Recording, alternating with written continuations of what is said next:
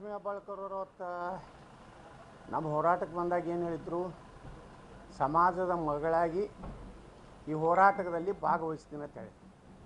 ನಿನ್ನೆ ಅಸೆಂಬ್ಲಿಯಲ್ಲಿ ಹೇಳ್ತಾರೆ ನಾನು ಸರ್ಕಾರದ ಪ್ರತಿನಿಧಿ ಆಗಿದ್ದೆ ಅಂತ.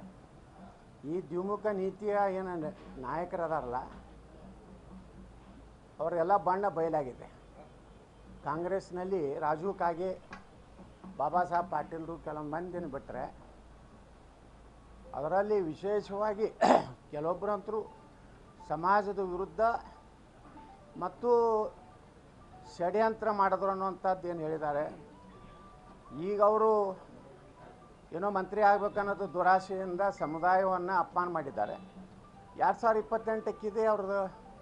ಅವ್ರಿಗೇನು ಬುದ್ಧಿ ಕಲಿಸ್ಬೇಕು, ರಾಜ್ಯದ ಜನನೂ ಕಲಿಸ್ತಾರೆ, ನಮ್ಮ ಸಮುದಾಯನೂ ಸಹಿತ ಅವ್ರಿಗೆ ತಕ್ಕ ಪಾಠ ಕಲಿಸ್ತಾರೆ. ಈ ಒಂದು ವಿಚಾರದಲ್ಲಿ ಇಬ್ಬರು ಒಗ್ಗಟ್ಟಾಗಿ ಮಾತಾಡ್ತಿದ್ವಿ. ಬಿಜೆಪಿ ಅವಧಿ ಒಳಗೆ ಕೊಡ್ಬೋದಿತ್ತಲ್ಲ ಇಷ್ಟೆಲ್ಲ ಮಾತಾಡೋದು ಅಂತೇಳಿ. ಕೊಟ್ಟಿವಲ್ರಿ ನಾವು 2D ಕೊಟ್ಟಿವ್ರಿ. ಬರೀ ಪಂಚಮಸಾಲಿಗಳಲ್ಲಿ ನಿನ್ನೆ ಹೇಳಿಲ್ಲ ನಾನು ಅಸೆಂಬ್ಲಿಯಲ್ಲಿ 40 ಜಾತಿಗಳು ಕೂಡಿ 7% ಕೊಟ್ಟಿವಿ. 15%ನಾಗ 104 ಜಾತಿ ಅದಾವೆ 2Aದಾಗ. 2Cದಾಗ ಒಕ್ಕಲಿಗ ಸಮುದಾಯದ ಎಲ್ಲ ಉಪಜಾತಿಗಳದಾವೆ. 2Dಯಲ್ಲಿ ನಾ ಹೇಳಿದೆ ನಾನು ವೀರಶೈವ ಲಿಂಗಾಯತ ಯಾವ 2Aದಾಗಿಲ್ಲಲ್ಲ ಅವರೆಲ್ಲ ಸೇರ್ಯಾರ. ಮರಾಠ ಸಮಾಜ, ಮರಾಠದೊಳಗೆ 2-3 ಅದಾವೆ. ಮರಾಠ ಅದನ್ನು ಸೇರ್ಸ್ಯಾರ, ಜೈನ ದಿಗಂಬರ್ ಸೇರ್ಸ್ಯಾರ, ಕ್ರಿಶ್ಚಿಯನ್ರನ್ನ ಸೇರ್ಸ್ಯಾರ, ವೈಷ್ಣವ್ರನ್ನ ಸೇರ್ಸ್ಯಾರ. ಇಷ್ಟೆಲ್ಲ ಸಮುದಾಯಕ್ಕೆ ನಾವು 2D 7% ಕೊಟ್ಟಿವಿ. ಮತ್ತು ಕೇವಲ ಇದು ಪಂಚಮಸಾಲಿಗಳಲ್ಲ, ವೀರಶೈವ ಲಿಂಗಾಯತರಲ್ಲಿ ಬಿಟ್ಟು ಹೋದಂಥ ಏನು ದೀಕ್ಷೆ ಲಿಂಗಾಯತರು ಇರ್ಬೋದು, ಗೌಡ ಲಿಂಗಾಯತರು ಇರ್ಬೋದು, ಆದಿ ಬಣಿಜ್ಗ ಇರ್ಬೋದು, ಕೂಡು ಒಕ್ಕಲಿಗ ಇರ್ಬೋದು, ಮಲೈಗೌಡರು ಇರ್ಬೋದು, ಜಂಗಮರು ಇರ್ಬೋದು, ಎಲ್ಲರಿಗೂ ಸಿಕ್ಕಿದೆ. ಮರಾಠ ಸಮಾಜ ಸಿಕ್ಕಿದೆ, ಜೈನ ದಿಗಂಬರ ಸಮಾಜ ಸಿಕ್ಕಿದೆ, ಕ್ರಿಶ್ಚಿಯನ್ರಿಗೆ ಸಿಕ್ಕಿದೆ. ಅದ್ರ ಜೊತೆಗೆ ವೈಷ್ಣವ ಸಮಾಜದ ಅನೇಕ ಉಪಪಂಗಡಗಳು ಸಿಕ್ಕಿದೆ. 40 ಕಮ್ಯುನಿಟಿ ಕೂಡಿ 7%, 104 ಕಮ್ಯುನಿಟಿ ಕೂಡಿ 15% 2A ಇದೆ. ಮತ್ತು 6% ಒಕ್ಕಲಿಗರು ಕೊಟ್ಟಾರೆ, 7% ನಮ್ಗೆ ಕೊಟ್ಟಾರೆ. ನಾವೇ ಕೊಟ್ಟಾರೆ. ಈಗ ಸುಪ್ರೀಂ ಕೋರ್ಟ್ನಲ್ಲಿ ಏನು ಮುಖ್ಯಮಂತ್ರಿಗಳು ತಪ್ಪು ಸಂದೇಶನ ಮಾಹಿತಿ ಕೊಡ್ತಾ ಇದ್ದಾರೆ. ಸುಪ್ರೀಂ ಕೋರ್ಟ್ನಲ್ಲಿ ನಮ್ಮ ಬೊಮ್ಮಾಯಿ ಸರ್ಕಾರ ಇದ್ದಾಗ ನಾವು ಇದನ್ನು ಇಂಪ್ಲಿಮೆಂಟ್ ಎಲ್ಲಿವರೆಗೆ ಅಂದರೆ ನೆಕ್ಸ್ಟ್ ಹೀರಿಂಗ್ವರೆಗೆ ನಾವಲ್ಲಿ ಅಫಿಡೇಟ್ ಕೊಟ್ಟಿಲ್ಲ, ಬರೀ ಸ್ಟೇಟ್ಮೆಂಟ್ ಮಾಡ್ಯಾರ. ಅವತ್ತಿನ ಏನು ಸಾಲಿಸಿಟರ್ ಜನರಲ್ ಇದ್ದರು ಮುಕುಲ್ ರೋಹ್ಟಗಿ ಅವರು, ಅಲ್ಲಿ ಏನು ಹೇಳ್ಯಾರ ಸುಪ್ರೀಂ ಕೋರ್ಟಿಗೆ ಅಂದರೆ ನೆಕ್ಸ್ಟ್ ಹೀರಿಂಗ್ ಏನಿದೆ ಅಲ್ಲಿವರೆಗೆ ನಾವು ಇದನ್ನು ಇಂಪ್ಲಿಮೆಂಟ್ ಮಾಡೋದಿಲ್ಲ. ಅಂದ್ರೆ ಪೂರ್ಣವಾಗಿ ನಾವು ಮಾಡೋದಿಲ್ಲ ಅನ್ನೋಂಥದ್ದು ಅರ್ಥ ಅಲ್ಲ. ನಮ್ಮ ಸರ್ಕಾರ ಹೋಯ್ತವಾಗ ಏಪ್ರಿಲ್ದಾಗ ಕಾಂಗ್ರೆಸ್ ಸರ್ಕಾರ ಬಂತು. ಕಾಂಗ್ರೆಸ್ ಸರ್ಕಾರ ಬಂದ ಮ್ಯಾಗ ಇಲ್ಲಿವರೆಗೂ ಆ ಸುಪ್ರೀಂ ಕೋರ್ಟಿನಲ್ಲಿರುವಂಥ ಏನು ಸ್ಟೇ ಕೊಟ್ಟ ಅಂಜುಮನೆ ಇಸ್ಲಾಂ ಹುಬ್ಬಳ್ಳಿ ಧಾರವಾಡದ ಒಬ್ಬ ವ್ಯಕ್ತಿ, ಅದು ಕಾಂಗ್ರೆಸ್ಸಿನ ಕಾರ್ಯಕರ್ತ PIL ತಂದಾನೆ.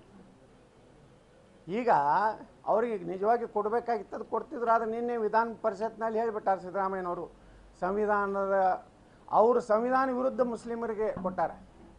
ಈಗ ಸುಪ್ರೀಂ ಕೋರ್ಟ್ನಾಗೇ ಮೊನ್ನೆ ಒಂದು ಅಬ್ಸರ್ವೇಷನ್ ಆಗೈತೆ, ಮುಸ್ಲಿಮರಿಗೆ ಸಂವಿಧಾನಾತ್ಮಕವಾಗಿ ಮೀಸಲಾತಿ ಕೊಡಕ್ಕೆ ಬರೋದಿಲ್ಲ. ಡಾಕ್ಟರ್ ಬಾಬಾ ಸಾಹೇಬ್ ಅಂಬೇಡ್ಕರ್ ಅವರ ಸಂವಿಧಾನ ಪ್ರಕಾರ ಅದು ನಿಶ್ಚಿತವಾಗಿಯೂ ಈ ದೇಶದಲ್ಲಿ ಎಲ್ಲೆಲ್ಲಿ ಕೊಟ್ಟಾರಲ್ಲ ಎಲ್ಲ ರಿಜೆಕ್ಟ್ ಆಗ್ಯಾವ. ಪಶ್ಚಿಮ ಬಂಗಾಳ ಮೊನ್ನೆ ಚಿಮಾರಿ ಹಾಕ್ಯಾರ, ಹಿಂದೆ ಆಂಧ್ರದ ಹೈಕೋರ್ಟ್ನವ್ರು ಚಿಮಾರಿ ಹಾಕ್ಯಾರ ಅಲ್ಲಿ ಸರ್ಕಾರಕ್ಕೆ, ರಾಜಶೇಖರ್ ರೆಡ್ಡಿ ಸರ್ಕಾರಕ್ಕೆ. ಸುಪ್ರೀಂ ಕೋರ್ಟ್ನಲ್ಲಿ ಮೊನ್ನೆ ಅಬ್ಸರ್ವೇಷನ್ ಮಾಡ್ಯಾರ, ಇನ್ನು ಕೆಲವೊಂದು ದಿವಸನಾಗ ಮುಸ್ಲಿಂ ರಿಸರ್ವೇಷನ್ ಕೊಡ್ಲಿಕ್ಕೆ ಬರೋದಿಲ್ಲ ಅಂತೇಳಿ ರಿಜೆಕ್ಟ್ ಆದರೆ ನಮ್ಮ 2CD ಏನು ಕೊಟ್ಟು ಅದು ಅಪಾಯ್ಡ್ ಆಗ್ತದೆ. ಸರ್, ಈಗ ನೀವು ಅಟ್ಲೀಸ್ಟ್ 2D ಕೊಡುವಂಥದ್ದು ಪ್ರಯತ್ನ ಮಾಡಿದ್ರಿ. ಸರ್ಕಾರ ಬಂದು 2 ವರ್ಷ ಆಗಕ್ಕೆ ಬಂತು. ಮೇಡಮ್ ಅವ್ರ ಈ ಬಗ್ಗೆ ಏನು? ಮೇಡಮ್ ಅವರು ಮಂತ್ರಿ ಆಗ್ಯಾರ, ಸಾಕಲ್ಲ ಅವ್ರು ಜೀವನ ಸಾರ್ಥಕ ಆಗೈತೆ ಅವ್ರದ್ದು.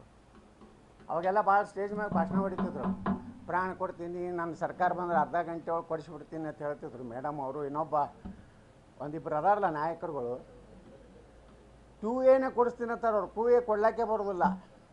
ಅಲ್ಲಿರೋ 104 ಸಮುದಾಯಗಳಿಗೆ ನಾವು ಯಾಕೆ ನ್ಯಾಯ ಮಾಡ್ಲಿಕ್ಕೆ ಹೋಗ್ರಿ? ನಮ್ಮ ಸಪ್ರೇಟೇ 2D ಅಂತೇಳಿ ಕೊಟ್ಟಾರೆ ನಮ್ಮ BJP ಸರ್ಕಾರ ಇದ್ದಾಗ. 2C ಅಂತೇಳಿ ಒಕ್ಕಲಿಗ ಸಮುದಾಯಕ್ಕೆ 4% ಏನು ಮುಸ್ಲಿಂ ರಿಸರ್ವೇಷನ್ ಕೊಟ್ಟಿದ್ದರು, ಅದು ಅಸಂವಿಧಾನಿಕ ಇದೆ. ಅದನ್ನೇ ನಾವು ಚಾಲೆಂಜ್ ಮಾಡ್ತೀವಿ. ಸಿದ್ದರಾಮಯ್ಯನ ಕೊಡೋದು ಬೇಡ ನಮಗೆ, ಸುಪ್ರೀಂ ಕೋರ್ಟ್ನಿಂದನೇ ನಾವು ಚಾಲೆಂಜ್ ಮಾಡ್ತೀವಿ. ಅದನ್ನು ರದ್ದುಪಡಿಸಿ ಎಲ್ಲ ನಮ್ಮ ಮರಾಠ ಸಮಾಜ, ಜೈನ್ ಸಮಾಜ, ಯಾವ್ಯಾವ ಸಮುದಾಯಗಳು ಬಿಟ್ಟು ಹೋಗ್ಯಾವಲ್ಲ ಅವಕ್ಕೆಲ್ಲಕ್ಕೂ ನಾವು ರಿಸರ್ವೇಷನ್ ನಮ್ದು ಏನು 7% ಕೊಟ್ಟಿವಿ ಅದನ್ನು ಸುಪ್ರೀಂ ಕೋರ್ಟಿನಲ್ಲೇ ಮಾನ್ಯತೆ ಮಾಡುವಂಥ ಕೆಲಸಕ್ಕೆ ನಾವು ಪ್ರಾರಂಭ ಮಾಡ್ತೀವಿ. ಇನ್ನು ಮುಂದೆ ಸಿದ್ದರಾಮಯ್ಯನ ಮುಂದೆ ನಾವು ಯಾವುದೇ ನಮ್ಮ ಮೀಸಲಾತಿ ಸಲುವಾಗಿ ಅವ್ರ ಬಳಿ ಹೋಗೋದಿಲ್ಲ. ಈ ಹೋರಾಟ ಬೀಜದಲ್ಲಿ ಬಿಜೆಪಿ ಮನೆ ಒಂದು 3 ಬಾಗಿಲಲ್ಲ 100 ಏನು ಯಾವ 3 ಬಾಗಿಲು ಒಂದೇ ಬಾಗಿಲು ಐತಿ. ನೀವು ಹೊಡಿತೀರಿ, ನಿಮಗೆ ಹೆಂಗೆ ಬೇಕು ಹಂಗೆ ಹೊಡಿತೀರಿ ಮಾಧ್ಯಮದವ್ರು. ಪ್ರಿಯಾಂಕಾ ಖರ್ಗೆ ಸುಡುಗಾಡ ಪ್ರಿಯಾಂಕಾ ಖರ್ಗೆ ಯಾರು ರಜಾಕರು ಬ್ರಾಹ್ಮಣರ ಹತ್ರ ಹೇಳು ಮನುಷ್ಯ ಅದಾನ, ಅವನ ಬಗ್ಗೆ ಏನು ಹೇಳ್ತೀರಿ? ಯಾರು ರಜಾಕರು ಯಾರಪ್ಪ ಅವರು? ಸರ್ RSS ಕಚೇರಿ ಮತ್ತು ಕೇಶವ ಕೃಪಾದಿಂದ ತಂದು ಸದನ ನಡೆಸಿದವರು ಅವ್ರು ಏನು ಮಾತಾಡ್ತಾರೆ? ಕಾಗೇರಿ ಅವರು ಸ್ಪೀಕರ್ ಇದ್ದಾಗ RSS ದವರು ಫೋನ್ ಮಾಡಿದ ಮೇಲೆ ಸದನ ನಡೆದಿತ್ತು. ಕೇಶವ ಕೃಪಾದಿಂದ ಆದೇಶ ಬಂದಿಂದ ಇಲ್ಲಿ ಬಿಲ್ ಇವರು ರಜಾಕರ್ ಆದೇಶ ಬಂದ ಮ್ಯಾಗ ನಡ್ಸ್ಯಾರ. ಈಗ ರಜಾಕರ್ ಸರ್ಕಾರ ಐತಿ, ಇವರು ಹಿಂದೂಗಳ ಸರ್ಕಾರ ಐತಾನು. ಹೈದರಾಬಾದ್ ನಿಜಾಮರ ಸರ್ಕಾರ ಇದ್ದಂಗೆ ಐತಿ. ಇಲ್ಲಿ ರಜಾಕರ್ ಯಾವ ಜಾತಿಯವ್ರು ಅಂತ ಹೇಳಿದ್ರೆ ಪ್ರಿಯಾಂಕಾ ಖರ್ಗೆ ಹೇಳ್ರಿ ನೀವು ಪತ್ರಕರ್ತರು. ರಜಾಕರು ಮುಸಲ್ಮಾನರಲ್ಲ, ಹಂಗಾದ್ರೆ ಬ್ರಾಹ್ಮಣರು, ಮರಾಠವೋ, ಲಿಂಗಾಯತರು, ಏನು ಒಕ್ಕಲಿಗರು? ಇಂಥ ಮನುಷ್ಯಗೆ ನಾವು ಉತ್ತರ ಕೊಟ್ಕೊತ ಕೂತ್ರೆ ಸುಮ್ಮನೆ RSSಗೆ ಬೈದೋದಂತ ಪ್ಯಾಷನ್ ಆಗೈತಿ. RSSನ ಧೂಳಿ ಆಗೋದಿಲ್ಲ ಇವರು. ಅವೊಂದು ಸಂಘಟನೆ ದೇಶಕ್ಕೆ ಸಲುವಾಗಿ ದೇಶದ ಎಲ್ಲೇ ಕೇರಳದಾಗ ಅಂಥ ದೊಡ್ಡ ಪ್ರವಾಹದಾಗ ಯಾರು ಹೋದ್ರಿ? ರಾಹುಲ್ ಗಾಂಧಿ ಹೋದನಲ್ಲಿ ಅಲ್ಲಿ ಮಾಡಿದವ್ರು ಯಾರು? RSS, ಪೊಲೀಸರು, ಸ್ವಯಂ ಸೇವಾ ಸಂಸ್ಥೆಗಳು. ಅಲ್ಲಿ ಕಾಂಗ್ರೆಸ್ನವ್ರು ಯಾರು ಹೋಗ್ಯಾರ? ಯೂತ್ ಕಾಂಗ್ರೆಸ್ನವ್ರು ಯಾರು ಹೋಗ್ಯಾರ? ಅದಕ್ಕೆ ಇವ್ರಿಗೇನೂ ನೈತಿಕತೆ ಇಲ್ಲ. ಏನೋ ಈ ಸಲ ಬಂದೈತೆ ನಮ್ಮ ತಪ್ಪಿನಿಂದ. ಮುಂದಿನ ಸಲ ಮಹಾರಾಷ್ಟ್ರದಾಗ ಹೆಂಗೆ ಸ್ವಚ್ಛ ಆಯ್ತಲ್ಲ ಕಾಂಗ್ರೆಸ್ಸು, ನಾವೆಲ್ಲ ಬಟ್ಟೆಂಗೆತ್ತೋ ಕಟ್ಟೆಂಗೆ ಮಾಡ್ತೀವಿ. ಒಂದು ದೇಶನಾಗ ಒಂದೇ ಎಲೆಕ್ಷನ್ ಇನ್ಮ್ಯಾಗ ಲೋಕಸಭಾ ವಿಧಾನಸಭಾ ಕೂಡಿ ಲೋಕಲ್ ಬಾಡಿ ಏನದಲ್ಲ, ZP, ತಾಲೂಕ್ ಪಂಚಾಯತಿ, ಕಾರ್ಪೊರೇಷನ್, ಪಟ್ಟಣ ಪಂಚಾಯತಿ, ಗ್ರಾಮ ಪಂಚಾಯತಿ, ಒಂದು ವರ್ಷನಾಗ ಒಮ್ಮೆ ಮೊದಲ ಹಂತದಲ್ಲಿ ಲೋಕಸಭಾ ವಿಧಾನಸಭಾ ಮುಗಿತದೆ. ಹಗಲೆಲ್ಲ ಆ ರಾಜ್ಯ ಚುನಾವಣೆ ಈ ರಾಜ್ಯ ಚುನಾವಣೆ ಅಂದರೆ ಏನಾಗ್ತದೆ? ನೀತಿ ಸಂಹಿತೆ ನಮ್ಮ ಅಭಿವೃದ್ಧಿಗೆ ಭಾಳ ಪೆಟ್ಟು ಬೀಳ್ತದೆ. ಒಮ್ಮೆ ದೇಶದ ಒಂದು ಚುನಾವಣೆ ಮಾಡಿಬಿಟ್ರೆ ವಿಧಾನಸಭಾ ಲೋಕಸಭಾ ಆಯ್ತಂದರೆ, ಒಂದು ವೇಳೆ ವಿಧಾನಸಭೆ ಏನಾದರೂ 1-2 ವರ್ಷ ನಂತರ ಅಲ್ಪಬಹುಮತದಿಂದ ಸರ್ಕಾರ ಬಿತ್ತಂದರೆ ಎಷ್ಟು ಅವಧಿ ಉಳಿತದೆ ಅಷ್ಟಕ್ಕೆ ಚುನಾವಣೆ ಆಗ್ತದೆ. ಉದಾಹರಣೆಗೆ 5 ವರ್ಷನಾಗ 2 ವರ್ಷಕ್ಕೆ ಒಂದು ಸರ್ಕಾರ ಕರ್ನಾಟಕ ಸರ್ಕಾರದ ಒಂದು ಬಿತ್ತ ತಿಳ್ಕೊರಿ, ಬಹುಮತ ಸಾಬೀತಾಗಲಿಲ್ಲ, ವಿಸರ್ಜನೆ ಆಯ್ತಂದ್ರೆ 3 ವರ್ಷಕ್ಕೆ ಮಾತ್ರ ಚುನಾವಣೆ, ಮತ್ತದು ಲೋಕಸಭಾ ವಿಧಾನಸಭಾ ಚುನಾವಣೆ ಕೊಡ್ತಾರೆ. ಅಷ್ಟು ಚಾಲೆಂಜಸ್ ಇಲ್ಲ ಸರ್. ಅದು ಹೆಂಗೆ ಯಾರು ಅಕಾಲಿಕ ಮರಣ ಹೊಂದಬಹುದು, ಅವನ್ನೆಲ್ಲ ಹೆಂಗೆ ನಿರ್ವಹಿಸ್ತೀರಿ ಸರ್? ಅಕಾಲಿಕ ಮರಣ ನೋಡ್ರಿ, ಈಗ MLC ಒಳಗೆ ಹೆಂಗೈತಿ? MLC ಟರ್ಮ್ 6 ವರ್ಷ. ಯಾವುದಾದ್ರೂ MLC 2 ವರ್ಷ ಬಾಕಿ ಇದ್ದಾಗ ಸತ್ತಂದರೆ ಆ 2 ವರ್ಷಕ್ಕಟ್ಟೆ ಇಲೆಕ್ಷನ್ ಆಗ್ತದೆ. 6 ವರ್ಷದ್ದಾಗೋದಿಲ್ಲ. ಮೊದಲೇನಿತ್ತು, ಒಂದು ರಾಜ್ಯ ಸರ್ಕಾರ ಮಧ್ಯಂತರ ಚುನಾವಣೆ ಆದ್ರೂ ಮತ್ತು ಆ ಹೊಸ ಸರ್ಕಾರಕ್ಕೆ 5 ವರ್ಷ ಇತ್ತು. ಈಗಿಲ್ಲ, ಒಂದೇ ವರ್ಷ ಉಳಿದಿದ್ರು 1 ವರ್ಷದ ಸಲುವಾಗೇ ಆಗೋದು. ಇಲ್ಲಕಂದ್ರೆ ಅದನ್ನು ತಿದ್ದುಪಡಿ ಮಾಡಿ ಮುಂದೆ ಬರೋ ಲೋಕಸಭಾದಾಗ ಆ್ಯಡ್ ಮಾಡಿ ಅದನ್ನು ಮಾಡ್ತಾರೆ.